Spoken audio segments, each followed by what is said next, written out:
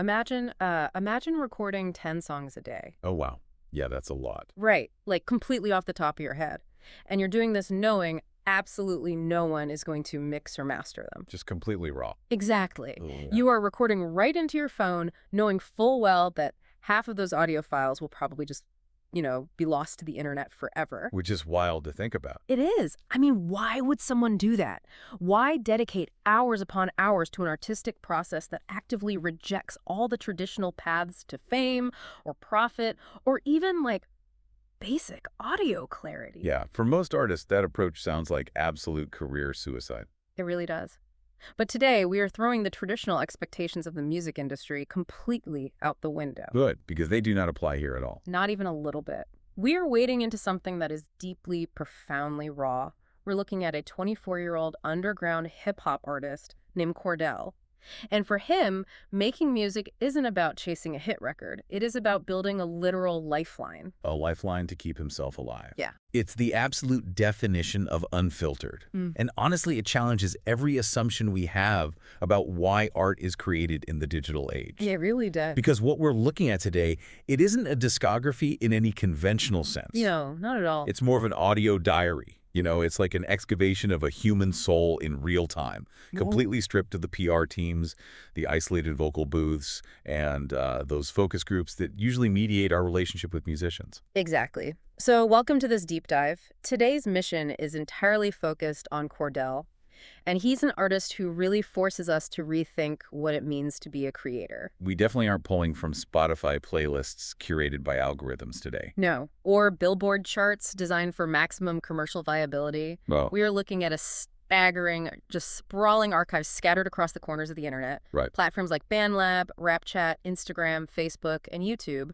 Mostly, the core of this material lives on Instagram, BandLab, and RapChat. And the volume of it is just immense. It's overwhelming. We have access to about 500 uploaded tracks, plus references to around 300 lost tracks that will likely never see the light of day. 800 tracks. Yeah, 800. That is an overwhelming volume of raw audio files, lyrics, and personal notes. So our goal is to track this artist's evolution. Specifically looking at how his newer tracks compare to his older work, right? Exactly. We're going to explore the core philosophies he operates under.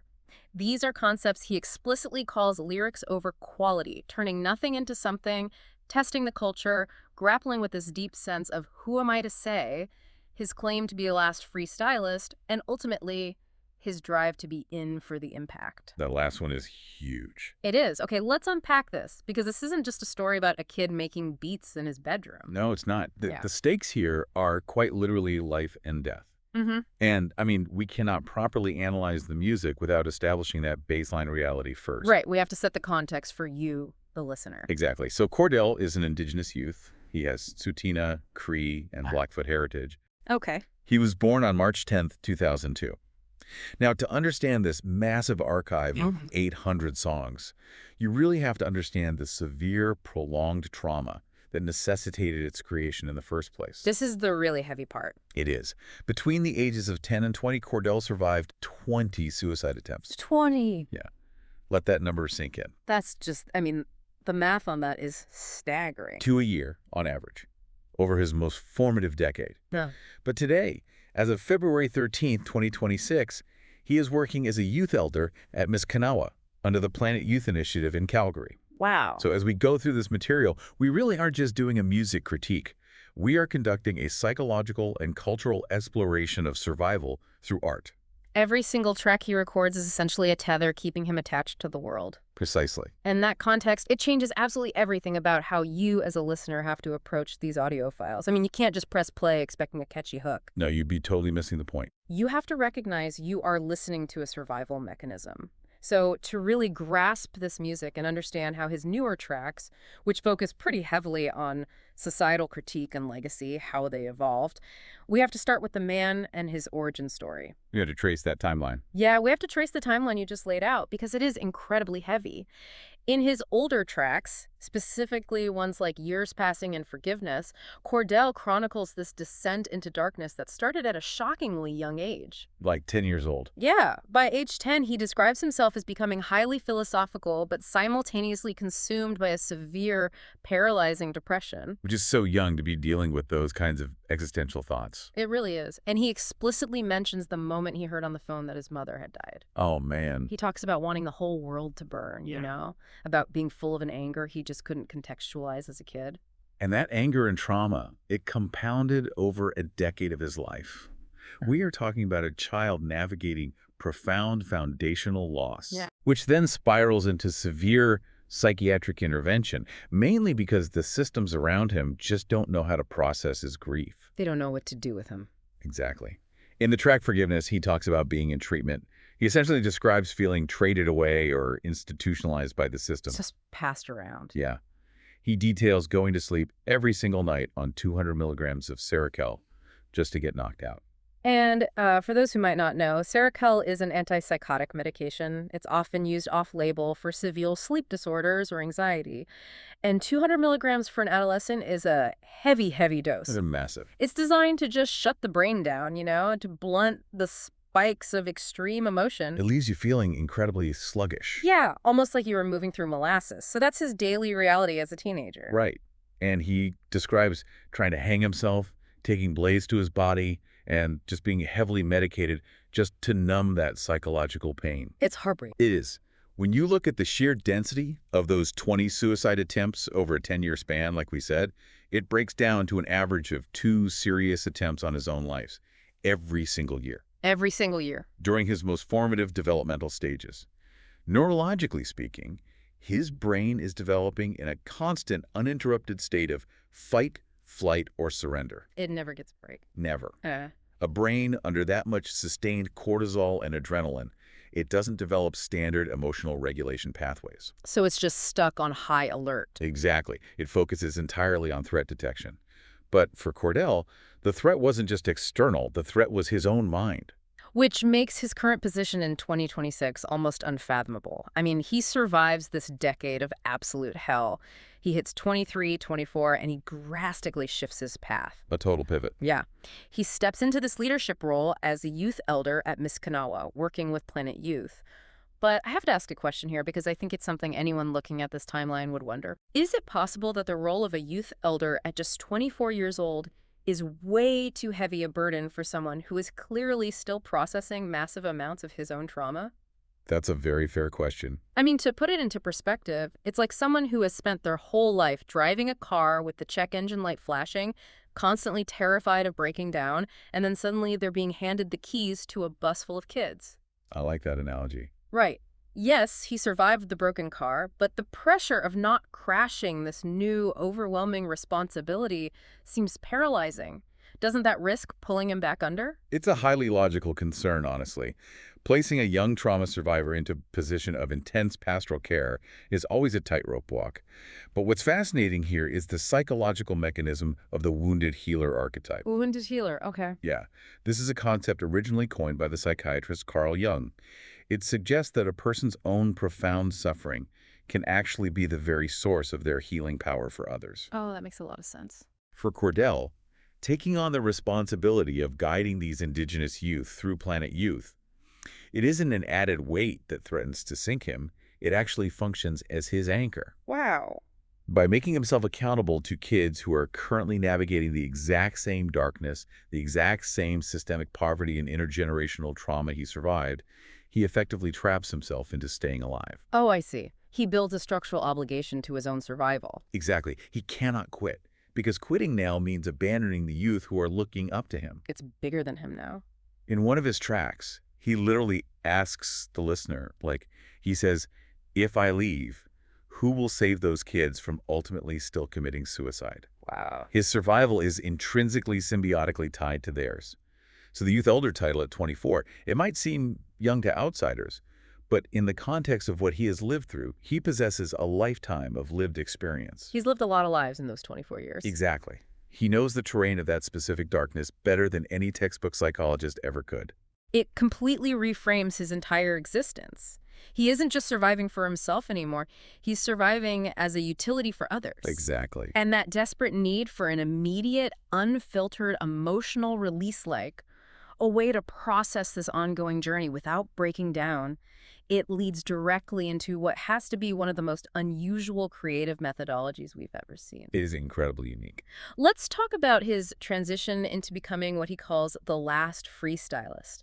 Because this blew my mind when I realized the math on his catalog. It's staggering. The sources show he starts writing lyrics and freestyling around age 14. And this was largely as a private coping mechanism, right? Yeah, just for himself at first. Right. Then he starts uploading to platforms like BandLab at 17. But then by age 19, there is this radical, almost militant shift in his art. A huge pivot. He decides he is going to freestyle every single song. Yes, and he sticks to that mandate with incredible discipline. It's hard to believe. I know. Out of approximately 800 tracks, so that's the 500 uploaded and the 300 lost, he estimates that he has physically written down maybe 15 to 20 tracks total in his entire life. 15 to 20 out of 800. Yeah. Everything else is completely, entirely off the top of his head. Okay, so I hear the psychological benefit of that kind of spontaneous release, but musically speaking, Yeah.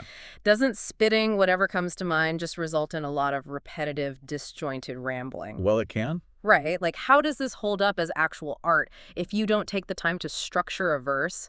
Aren't you inevitably going to stumble, contradict yourself, and output a lot of mediocrity? That's the traditional view. Definitely. Because most artists would argue that writing is how you refine the truth, how you hone the craft so the listener can actually digest it. You absolutely will stumble. And Cordell openly acknowledges that in his tracks. He talks about tumbling over his words, losing his breath, or hitting a dead end in a rhyme scheme. He leaves that in the recording. He leaves it all in. But to understand why he insists on this method, you have to look at the neurology of the flow state combined with his specific trauma background. Okay, walk me through that. When a person sits down to write with a pen and paper, the prefrontal cortex, which is the part of the brain responsible for logic, editing, temporal organization, and self-censorship, it's highly active. Right, you're thinking about what you're doing. Exactly. You're constantly judging the word before you commit it to the page. But for someone with Cordell history, editing is synonymous with hiding. Oh, wow. If he stops to think about a rhyme, his brain might try to protect him from a painful memory or a dark thought, filtering it out before it ever reaches the microphone.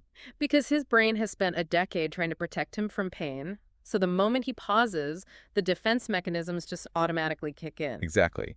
But when he freestyles, he enters a state of transient hypofrontality. Hypofrontality. The prefrontal cortex essentially downregulates. He bypasses his own defense mechanisms completely. So it's pure access. The freestyle becomes a psychological truth serum for him. He cannot hide from what comes out of his mouth in that highly elevated, adrenaline-fueled state. That makes a lot of sense. He creates a direct wire from his subconscious to the recording app. And regarding your point about it being disjointed rambling, you really have to view this through the lens of what Cordell considers authentic art. Authentic to him. Right. In the track 2, Guns R11, he says, if I write a lyric down, then I'm just lying to myself because I told myself that I will freestyle my whole career. Wow. So writing isn't refining the truth for him. Writing is an act of deception. Yes. It's basically putting makeup on reality. Precisely. He firmly places himself in the lineage of the original hip-hop pioneers. He specifically references the Bronx and the golden age of the culture, where ciphers and spontaneous creation were the absolute purest metric of an MC's skill. Right, before everything got so commercialized. Exactly. He anoints himself the last freestylist because he views modern written rap as heavily manufactured. It's commodified, focus grouped, and engineered for algorithms. It's too polished. To him, the stumbling, the raw, breathless mistakes, the sudden tangential thoughts, that is the art.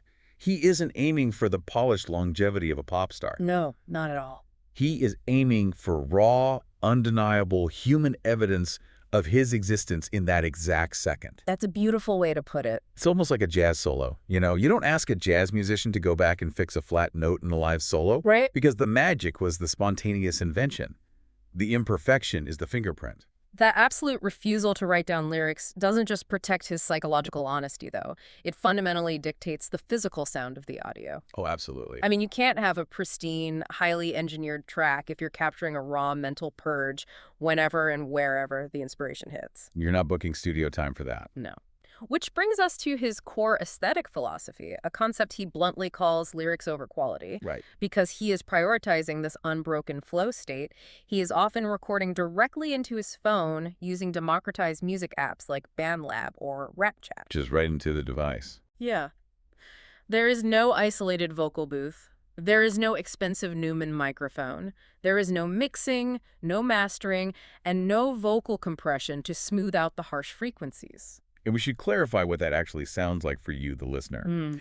Recording directly into a phone microphone means you're capturing every plosive. All those harsh P&B sounds that pop the mic. Exactly. You are capturing the background hiss of the room, the digital clipping when his voice gets too loud, and the static of a cheap audio interface. It can be tough to listen to. It is sonically abrasive. And Cordell is acutely aware of how this sounds to the average ear. He isn't deluded into thinking it sounds like $1 million studio. He knows what he's doing. Right. In the tracks, he openly admits that his audio quality is gritty. He explicitly says he is putting out a rotten, pathetic sound that mainstream audiences are going to instantly reject. He calls himself a hidden gem in the underground, and he practically dares the listener to deal with the audio distortion. He really does. He says, I'm not in it for the quality, I'm in it for the repetition with the lyrics, I'm looking for the S that they will be spittin'. Yeah. And I want to pause here and ask you, the listener, to really think about your own media consumption. We live in a world where every single TikTok audio is compressed, EQ'd, and volume leveled to sound perfectly pleasing to your dopamine receptors. So pleasing. What is your threshold for discomfort? Like, do you prefer a perfectly auto-tuned, crisp pop song that fundamentally says absolutely nothing? Right. Or can you sit with a distorted, crackling, unmixed audio file that essentially contains a man bleeding his soul out onto a cellular device? What's fascinating here is that the lack of polish transcends being a mere limitation of resources. Oh, interesting. Yeah, it transforms into a deliberate, ideological, artistic statement. Like a feature, not a bug. Exactly.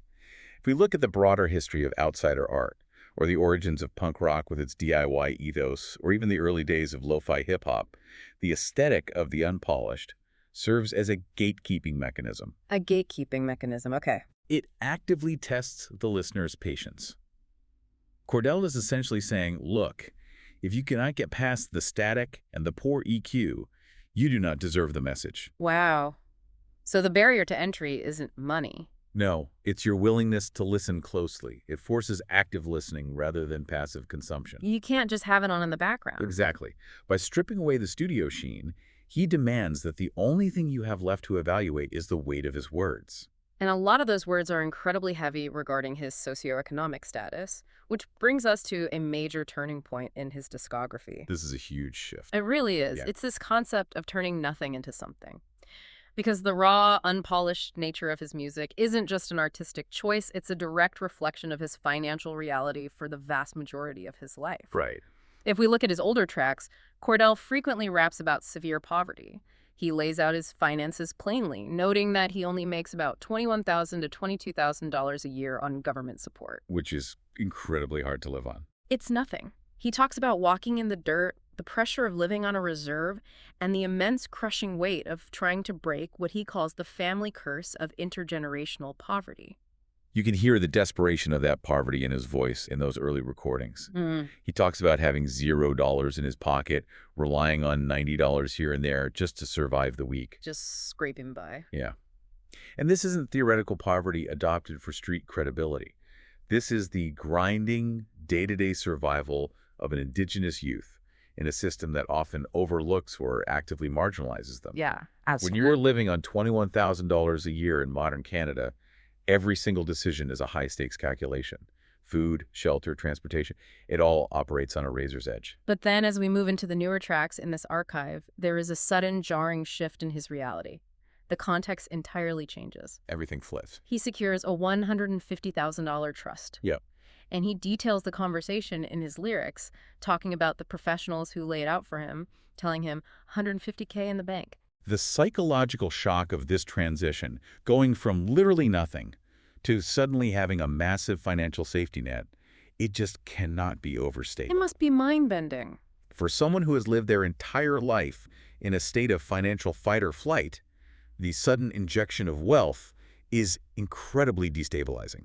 Going back to that car analogy from earlier, it's like someone who has spent their whole life driving a car with the check engine light flashing, suddenly being handed the keys to a brand new Ferrari. Right. Yes, the fear of breaking down on the side of the road is gone, but the pressure of not crashing this new, overwhelming machine is completely paralyzing. You don't even know how to drive it. Exactly. He finally has the resources he desperately needs, but now the pressure is on. What is he going to build with it? He spent hundreds of tracks rapping about the struggle of having nothing. Now he has $150,000. How does that change the art? Yeah. How does a rapper whose entire identity is forged in the underground struggle adjust to having real capital? Well, if we connect this to the broader sociological picture of marginalized individuals experiencing sudden wealth, we almost always see a massive spike in survivor's guilt. Survivor's guilt. Yeah. Cordell's lyrics immediately shift from personal survival to communal elevation. In his recent tracks, he starts talking about investing, about not stressing over the daily dollar. But simultaneously, he talks about elevating his family and his city. So the money doesn't make things easier. No, the money doesn't alleviate his internal pressure.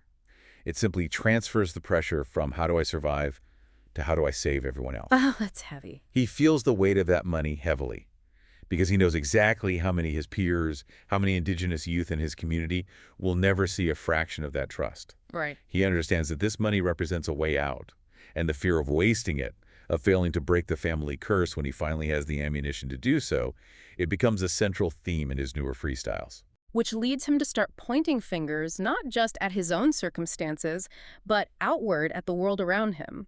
Armed with this new financial stability and this massive catalog of deeply analytical thoughts, Cordell begins what he calls testing the culture. He really goes after it. He does. He starts actively rejecting the modern hip-hop industry. He refuses to participate in what he sees as a manufactured facade. He explicitly calls out fake rappers, telling them to keep their jewelry, their cars, and their superficial wealth. He wants no part of it. He says, I ain't gonna be wearing ice. That S will get you robbed. That S will get you hurt. That S will get you even killed. He's seen the reality of it. He hates the commercialization of the culture because he sees the real-world violence that results from kids on the street chasing that fake image. He views the modern rap flex not just as musically annoying, but as a dangerous illusion that is actively harming the youth he works with at Planet Youth. Right, because he sees the aftermath. Exactly. He is looking at the homeless population in Canada, explicitly noting in his lyrics how many are Aboriginals, how many have had their souls drained out by systemic neglect and addiction. Yeah. And he juxtaposes that grim, visceral reality against the superficial, champagne-soaked flexing of the mainstream music industry. It disgusts him. It does. He sees these mainstream artists promoting a lifestyle that gets his peers killed, while the artists themselves retreat to gated communities. That's a powerful point. Testing the culture is his way of holding up a mirror and asking, is this really what we value? Yeah. Are we really going to let our culture be defined by consumerism while our people are dying on the streets?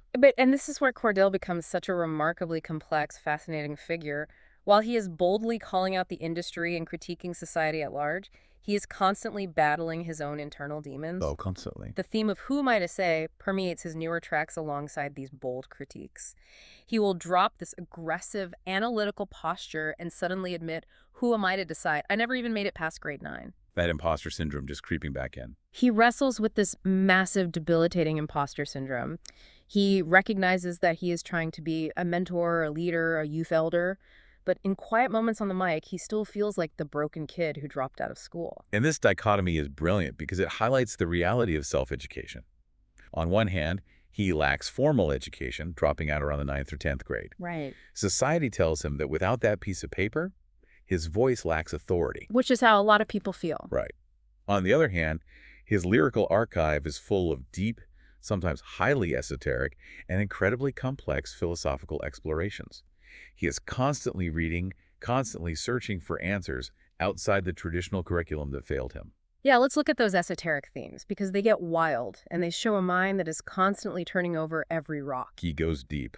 He does. He isn't just rapping about his neighborhood or his daily struggles. He is mentioning the Vatican archives. He's talking about ancient civilizations and their lost answers. Yeah. He references the fifth dimension, shifting to positive frequencies. Right. He talks about the Large Hadron Collider creating parallel universes, and he frequently mentions the end times, the apocalypse, and the Book of Revelation. He talks about spiritual warfare and living in the Matrix. That's quite the list. It's a huge leap from talking about making rent to analyzing particle physics and biblical prophecy. It is a huge leap, but it's incredibly common and psychologically profound for individuals who feel let down, discarded, or actively harmed by traditional institutions to become voracious self-educators. Oh, that makes sense. When Cordell looks at the suffering of his people, the intergenerational trauma of indigenous communities, and his own intense personal pain, the standard societal explanations simply don't suffice. They just aren't enough. No. If a teacher or a politician says, oh, it's just the way the economy works, that feels fundamentally inadequate to explain the loss of his mother, the poverty, and the 20 suicide attempts. Yeah, that doesn't explain his pain. So he looks deeper. He seeks out alternative frameworks to make sense of a world that has caused him immense pain. So diving into theories about the Vatican archives or parallel universes isn't just a late-night internet rabbit hole. It's a way of building a structure to contain his trauma. Exactly. Exploring these vast, complex, sometimes fringe theories acts as a profound coping mechanism. It provides a grand cosmic architecture for his pain. Wow.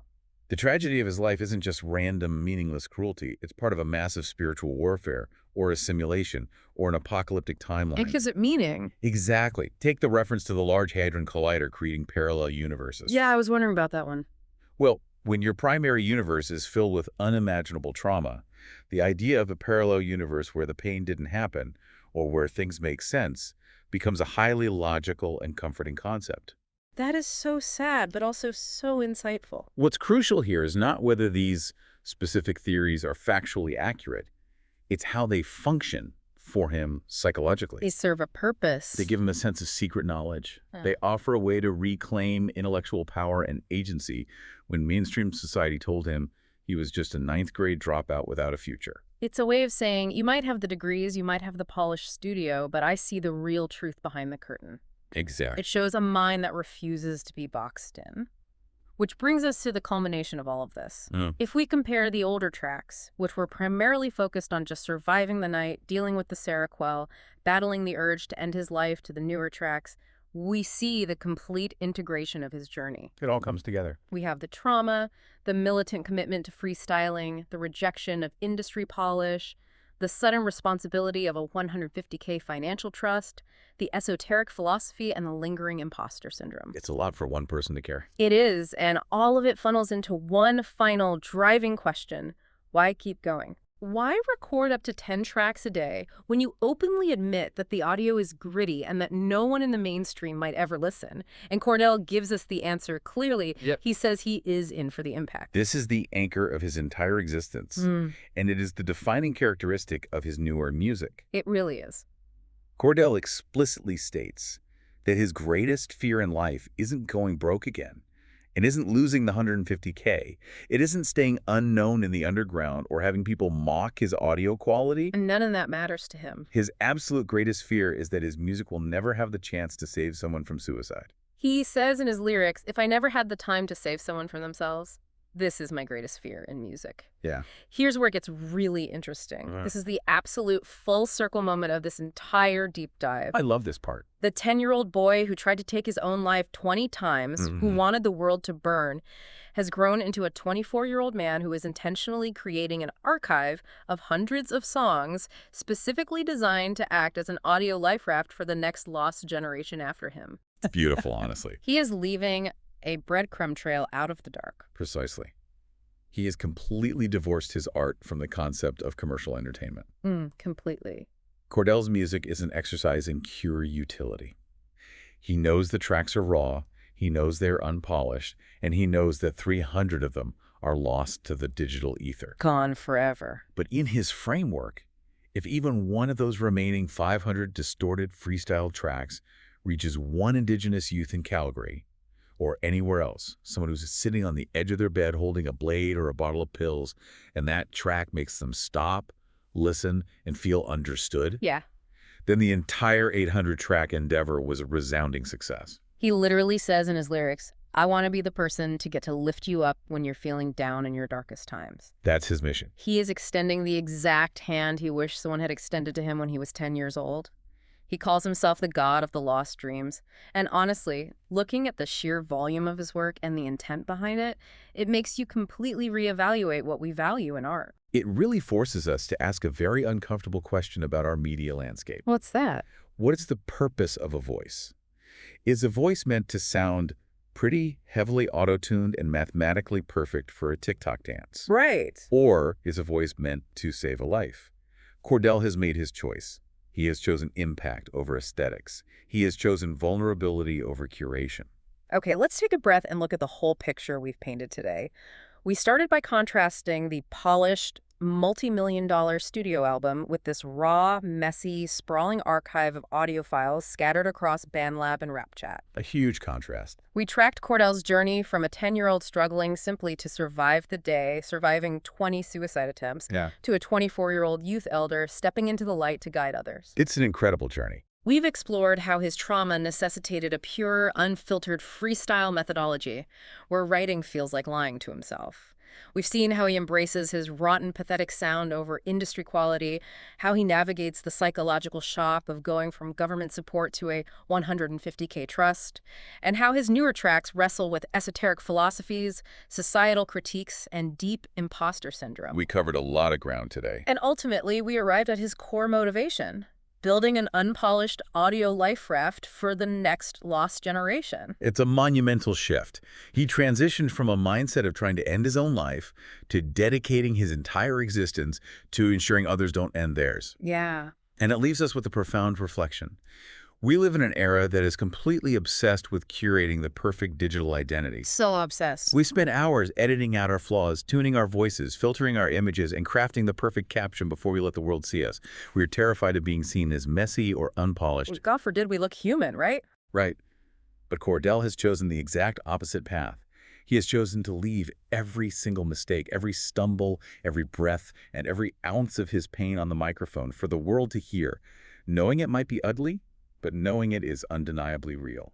It really begs the question for you, the listener, as you go back into your highly curated feeds and your perfectly edited lives. What kind of impact could you make if you stopped trying to be so perfectly polished and simply decided to be ruthlessly, uncomfortably authentic? Could your raw, unfiltered truth, with all its stumbles and static, be the exact life raft that someone else is desperately looking for? Thank you so much for joining us on this incredibly personal deep dive into Cordell's archive. We hope you take this newfound perspective on authenticity and impact with you into your week. Keep listening closely, and we'll see you next time.